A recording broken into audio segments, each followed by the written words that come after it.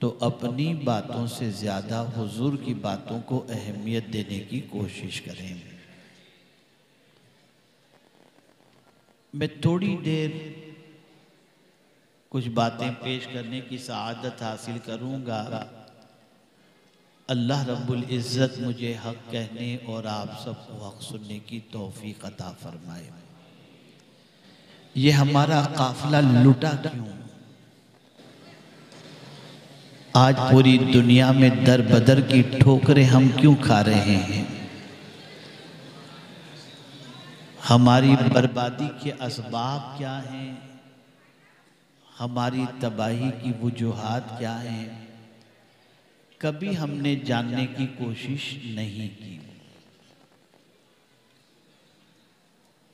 और ये भी जानने की हमने कोशिश नहीं की कि दुनिया और आखिरत में अल्लाह के रसूल सल्लल्लाहु अलैहि वसल्लम का कुर्ब कैसे नसीब हो सकता है।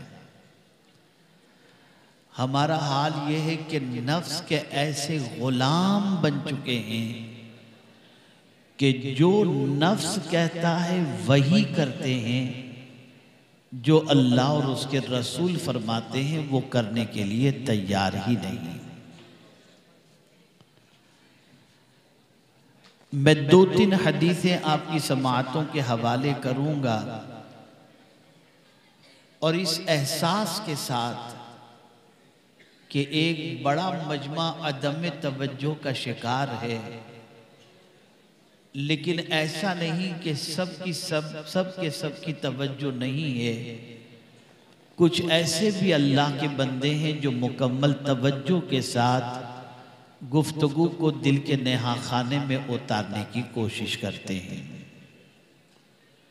तो शायद एक के दिल में भी बात उतर जाए और वो अपनी जिंदगी को संवार ले, तो मेरे आने का मकसद भी पूरा और आपके आने का मकसद भी पूरा। हुजूर क्यों तशरीफ लाए? तो रसूल रहमत सल्लल्लाहु अलैहि वसल्लम इरशाद फरमाते हैं, मैं मकारिमे अखलाक की तकमील के लिए भेजा गया हूं। हुजूर हमारे अखलाक को संवारने के लिए आए, हमारी आदतों को संवारने के लिए आए, बल्कि इबादत का जो हुक्म है वो आदात संवारने ही के लिए है। जितनी भी इबादतें हैं उन सारी इबादतों का मकसद हमारी आदत सुधर जाए। लेकिन जिस कौम को सुधरने का जज्बा ही न हो वो कौम क्या सुधरेगी। और हैरत की बात है कि आलमी सतह पर हमारी जो हालत है वो जानने के बावजूद भी हम सुधरने को तैयार नहीं हैं। तो अब नहीं सुधरेंगे तो कब सुधरेंगे? अगर कुछ नहीं कर सकते तो कम से कम अपने अखलाक को तो दुरुस्त कर लो। और अगर कोई अपने अखलाक को दुरुस्त कर ले तो जानते हैं उसका मकाम क्या है।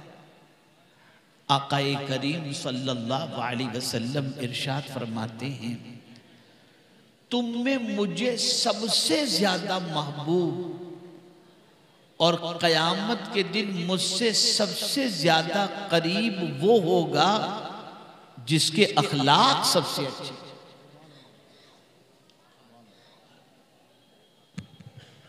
सुभान अल्लाह, सुभान अल्लाह।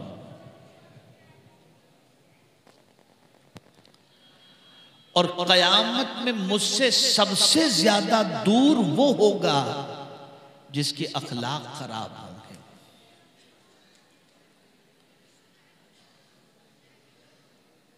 बड़ी मुश्किल से लोग पंजवक्ता नमाज कुछ पढ़ पाते हैं। मैं नहीं जानता कि यहां जितने लोग आए हैं उनमें से कितनों ने इशा की नमाज पढ़ी या पढ़ने का इरादा रखते हैं। बमुश्किल तमाम लोग पंजवक्ता नमाज पढ़ पाते हैं। बमुश्किल तमाम लोग माह रमजान के रोजे रख पाते हैं। लेकिन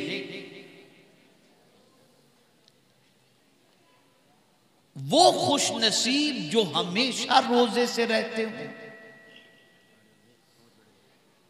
और वो खुश नसीब जो हर रात अल्लाह की बारगाह में सर्ब सुजूद होते हो। कायमुल लैल और साइमुन नहार। हमसे पीर जुमेरात का रोजा नहीं रखा जाता, तहज्जुद की नमाज अदा नहीं कर पाते, लेकिन अल्लाह के कुछ बंदे ऐसे भी हैं जो मुस्तकिल रोजे से रहते हैं और हर रात जागकर अल्लाह की बंदगी में गुजारते हैं, लेकिन हम जानते हैं कि हम वो नहीं कर सकते। तो हुजूर सल्लल्लाहु अलैहि वसल्लम ने इरशाद फरमाया, जिसके अखलाक अच्छे हों वो अच्छे अखलाक वाला अपने अच्छे अखलाक की बुनियाद पर कायमुल लैल और साहिमुल नहार के दर्जे तक पहुंच जाता है।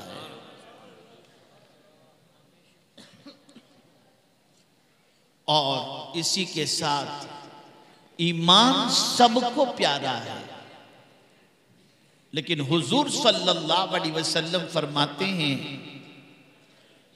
वो मोमिन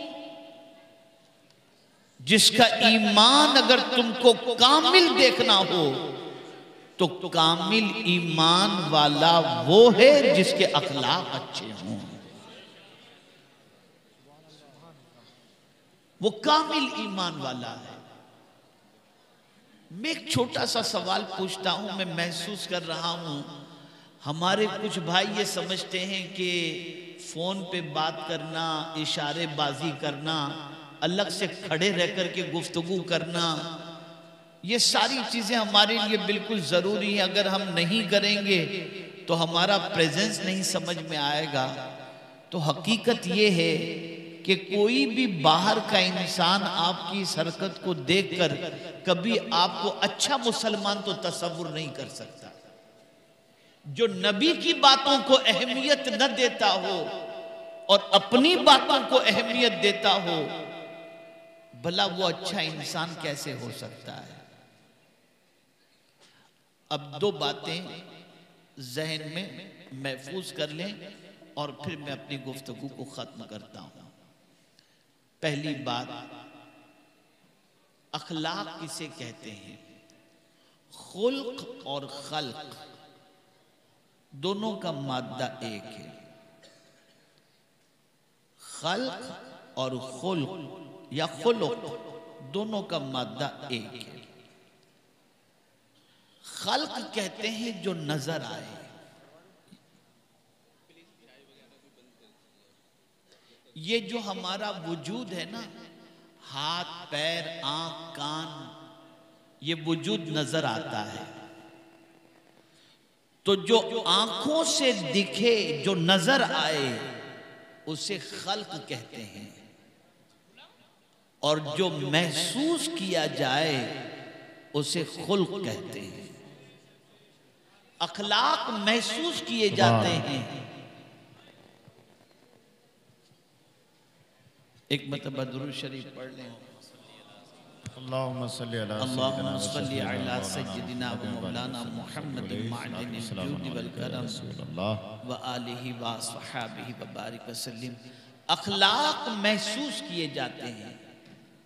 किसी का मुस्कुराकर मिलना, किसी का नरम लबो लहजे में गुफ्तगू करना, किसी का जो है अच्छे अंदाज से चलना, ये सारी चीजें जो है वो महसूस की जाती हैं। तो अखलाक महसूस किए जाते हैं। और ये बात याद रखना कि खल्क का असर आंख कबूल करता है, आंख कबूल करती है, और खुलुक का असर दिल कबूल करता है। जिसके अखलाक अच्छे हों उसकी मोहब्बत अल्लाह दिल में पैदा फरमाता है। रसूल आज़म सल्लल्लाहु अलैहि वसल्लम के अखलाक इतने अजीम थे, इतने ऊंचे थे कि अल्लाह रब्बुल इज्जत जल्ल जलालहू ने फरमाया, व इन्नका लअला खुलुकिन अजीम। अल्लाह के रसूल सल्लल्लाहु अलैहि वसल्लम के अखलाक की तारीफ खुद रब्बे कदीर जल्ल जलालहू ने फरमाई अगर कोई सैयद साहब के अखलाक की तारीफ करे तो फिर भी वो इंसान है, कोई मौलाना रजा जामी अजहरी साहब के अखलाक की तारीफ करे तो फिर भी वो कोई इंसान ही तारीफ करेगा। और इसी तरीके से मौलाना यामीन साहब और दिगर उलमा जितने यहाँ पर मौजूद हैं, उनकी कोई अगर तारीफ करे तो हो सकता है मोहब्बत में, गुलू में, अकीदत में किसी वजह से वो करता हो, लेकिन अल्लाह अगर किसी की तारीफ करता हो अखलाक की, तो मेरे रब की शान ये है, वमन अस्दक़ु मिनल्लाहि क़ीला, अल्लाह से ज्यादा सच्ची बात किसकी हो सकती है? तो मौला हुजूर के अखलाक की तारीफ करता है और फरमाता है व इन्नका लअला खुलुक़िन अज़ीम। लेकिन उसके बावजूद, बस ये अर्ज करके मैं अपनी गुफ्तगू खत्म करता हूँ, आप लोगों को गुनहगार नहीं करना चाहता, मैं बस इतनी सी बात करके अपनी गुफ्तगू खत्म करता हूँ। जिस हुजूर के अखलाक इतने अजीम कि अल्लाह उनके अखलाक की तारीफ करे, वो क्या करते थे? वो जब आईना देखते थे ना, आप और हम देखते हैं तो मूछें तो नहीं बढ़ गई, बाल इधर तो नहीं बिखर गए, रंग काला तो नहीं हो गया, हेयर स्टाइल तो सही है, अमामा सही बंधा हुआ है, कुर्ता सही। हम आईने में देखते हैं तो ये सारी चीज़ों को देखकर दुरुस्त करते हैं, लेकिन जिनके अखलाक को अल्लाह ने अजीम फरमाया, वो रसूल जब आईना देखते थे तो क्या कहते थे, क्या दुआ पढ़ते थे? कहते थे अल्लाहुम्मा अहसिन खुल्की कमा हसनत खल्की, ए अल्लाह मेरे अखलाक अच्छे फरमा जिस तरीके से तूने मेरी सूरत को अच्छी फरमाया है। आप मुझे बताइए, जो इतने बड़े अखलाक के मालिक थे, वो भी अल्लाह की बारगाह में मजीद अच्छे अखलाक की दुआ करते हैं। और आज हमारा हाल ये है कि अखलाक में इतने गिरे हुए हैं कि जिसकी कोई इंतहा नहीं, फिर भी अपने अखलाक के दुरुस्त होने के सिलसिले में अल्लाह की बारगाह के अंदर दुआ नहीं करते।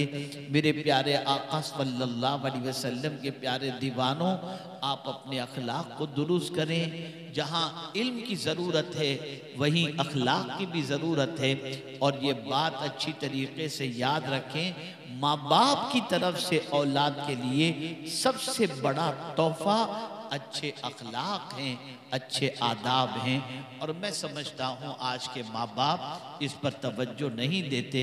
अल्लाह करे कि सरकार सल्लल्लाहु अलैहि वसल्लम के सदक़ो तौफ़ैल हमारी कौम अपने अखलाक को दुरुस्त करने की कोशिश करे।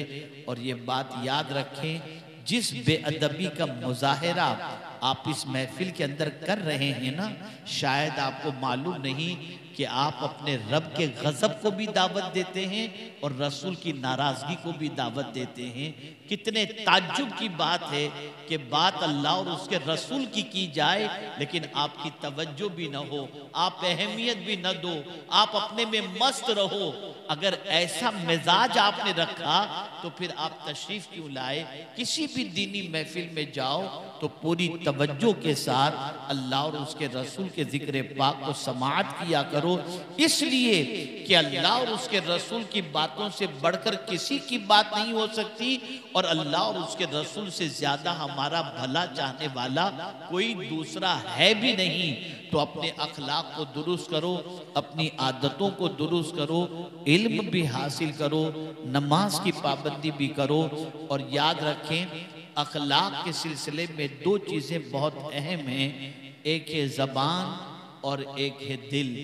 आप याद रखें, अल्लाह ने इन दोनों को नरम बनाया है, दोनों में हड्डी नहीं रखी।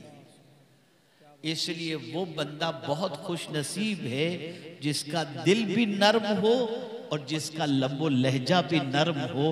अल्लाह ने दोनों में हड्डी नहीं रखी ताकि बंदा नरमी से गुफ्तगू भी करे और अपने दिल में लोगों के लिए नरमी भी रखे। इसलिए कि हुजूर सल्लल्लाहु अलैहि वसल्लम के अखलाक में ये बहुत बड़ा सरकार का खुल्क था कि रसूल रहमत सल्लल्लाहु अलैहि वसल्लम लोगों के लिए नरम दिल थे। अल्लाह करे कि मेरी ये मुख्तसर सी गुफ्तगू किसी साहिब दिल के अंदर उतर जाए और वो अपनी ज़िंदगी को संवारने की कोशिश करे। इन्हीं कलिमात खैर पर मैं अपनी गुफ्तगू को ख़त्म करता हूँ। वमा अलैना इल्लल बलागुल मुबीन। अस्सलामु अलैकुम व रहमतुल्लाहि व बरकातहू।